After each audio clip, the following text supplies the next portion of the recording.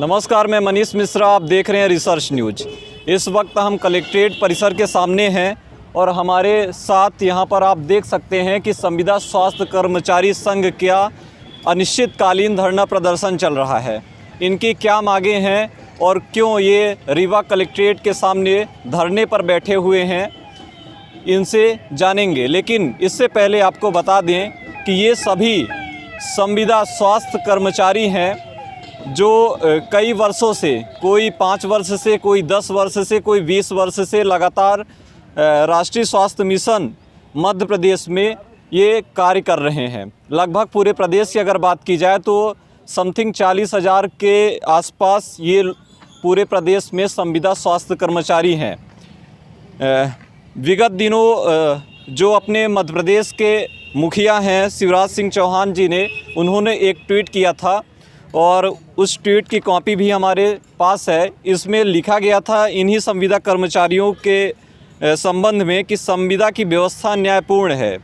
ये मुख्यमंत्री शिवराज सिंह चौहान जी का कहना था।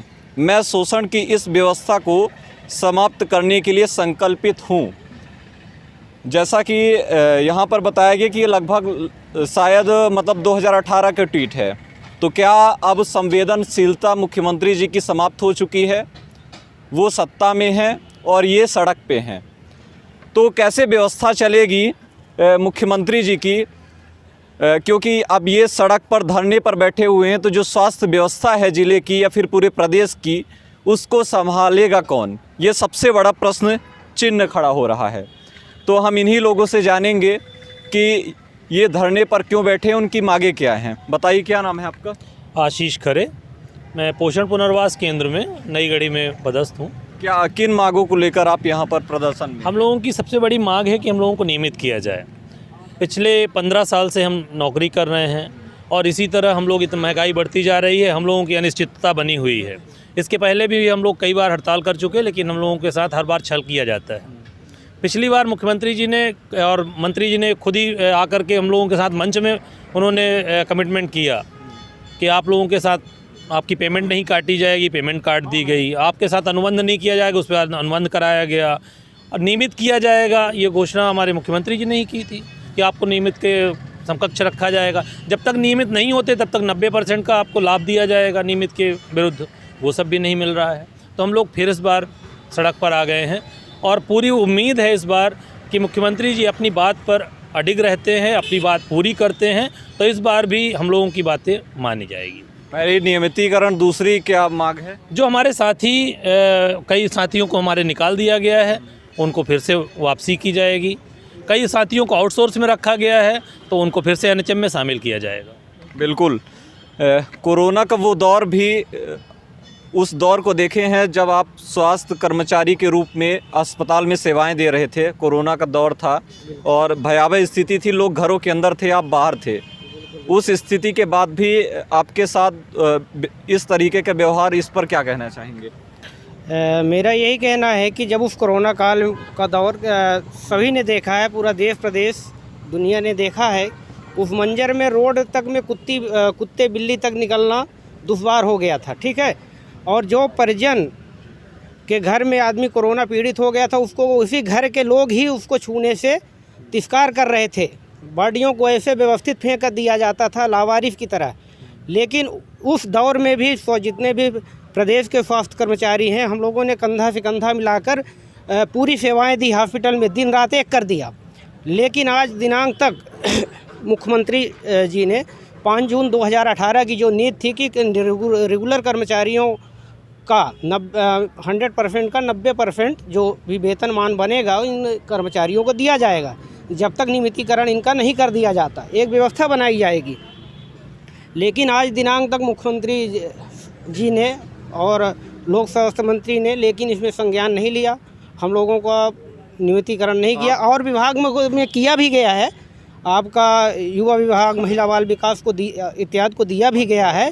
अच्छा, अदर स्टेटों में जो स्वास्थ्य कर्मचारी हैं संविदा के, क्या उनका नियमितीकरण हो चुका है अदर स्टेटों? अदर स्टेट में न्यूज़ के हाल में ही है, अभी हाल ही में हरियाणा, उड़ीसा और राजस्थान गवर्नमेंट ने घोषणा की है कि हमारे अंतर्गत जितने भी संविदा एनएचएम में कर्मचारी हैं सबको हम नियमित करेंगे। इन्होंने अपना ये घोषणा किया हुआ है और लिख के दिया गया है। आप कहाँ से आए हुए हैं और कितने सालों से आप? मैं जिला क्षय केंद्र में हूँ, रंजीत सिंह जाटव, डिस्ट्रिक्ट पीएमडीटी कोऑर्डिनेटर पद में 18 साल से जॉब कर रहा हूँ। 18 साल से। हर साल बस यही सोचते हैं कुछ अच्छा होगा, कुछ अच्छा होगा, लेकिन कुछ अच्छा होने के बजाय सब बुरा ही हो रहा है।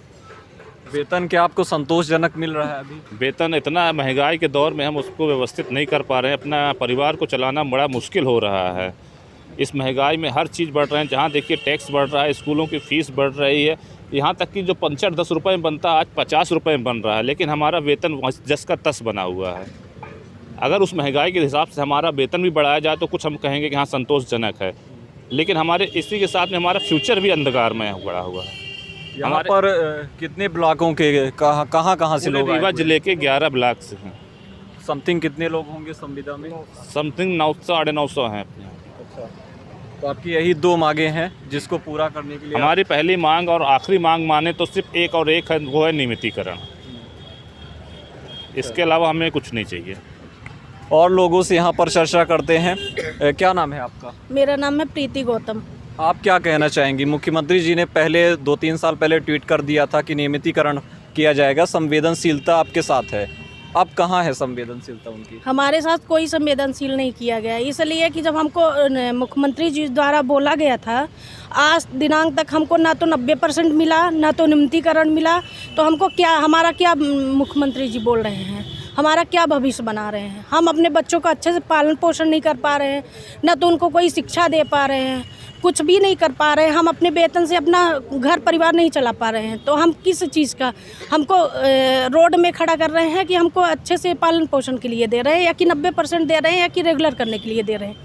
क्या दे रहे हैं? कब तक लड़ाई लड़ेंगी सरकार? जब तक हमको नियमितीकरण के आदेश नहीं मिल जाएंगे तब तक हम अनिश्चितकालीन हड़ताल यहीं बैठेंगे कलेक्ट्रेट के सामने। स्वास्थ्य व्यवस्थाएं फिर कैसे चलेंगी? स्वास्थ्य व्यवस्था वो हमारे अधिकारियों का काम है, हमारा नहीं है। हमारे मुख्यमंत्री जी हमारा आदेश दे दें नियमितीकरण का, हम अपने काम में वापस चले जाएं। तो ये थे हमारे साथ संविदा स्वास्थ्य कर्मचारी संघ के लोग, जो अपनी 2 मांगे, पहली मांग है नियमितीकरण, दूसरी मांग है NHM में वापसी की जाए जिनको बाहर किया गया है। तो इन 2 मांगों को लेकर पूरे प्रदेश में लगभग जो 40,000 संविदा स्वास्थ्य कर्मचारी हैं वो हड़ताल में हैं।